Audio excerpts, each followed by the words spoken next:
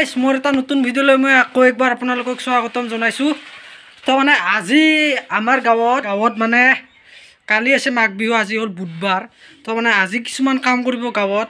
তো দুটা গাহৰি কাটিব নেকি, গাহৰিখিনি মানে প্ৰত্যেক গিৰি ঘৰে ঘৰে আজি ভাগাই পেলাই খাব।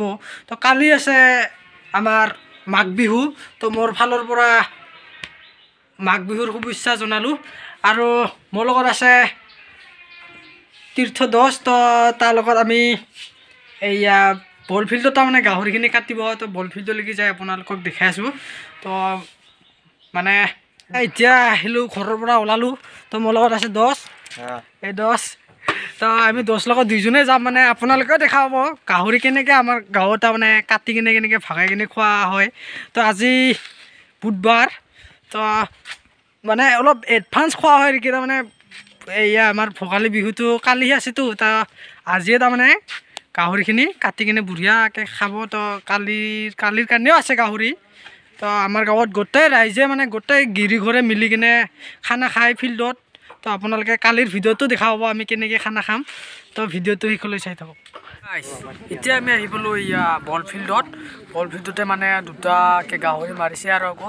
তো এয়া ওপৰত যে আপোনালোকে গৰম পানীৰে ঢালি কিনে মানে এয়া ওপৰৰ লোমখিনি মানে বঢ়িয়াকৈ চাফা কৰি আছে। তো এটা লোম নাথাকিবৰ কাৰণে এনেকৈ বাহিৰে মানে ওপৰৰ হেৰিখিনি গুচাই আছে।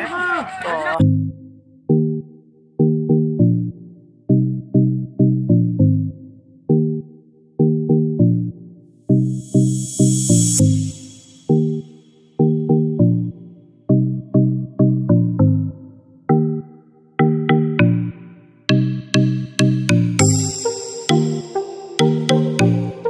গাহৰিটো গৰম পানীৰে চাফা কৰিবৰ কাৰণে মানে এনেকৈ জুইৰে গৰম পানী দিয়া হৈছে। তো তেতিয়াহে গৰম পানী দিলেহে মানে তেতিয়াহে অলপ সোনকালে চাফা কৰিবৰ কাৰণে ভাল।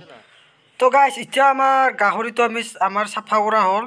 তো গাঁৱৰ ৰাইজে মিলি এতিয়া গাহৰিটো কাটিব ধৰিলে।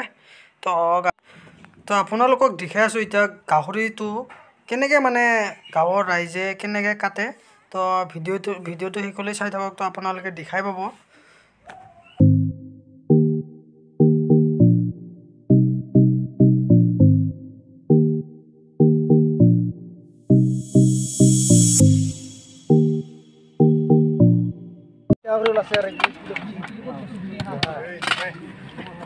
ডাঙৰ তাই শুনকি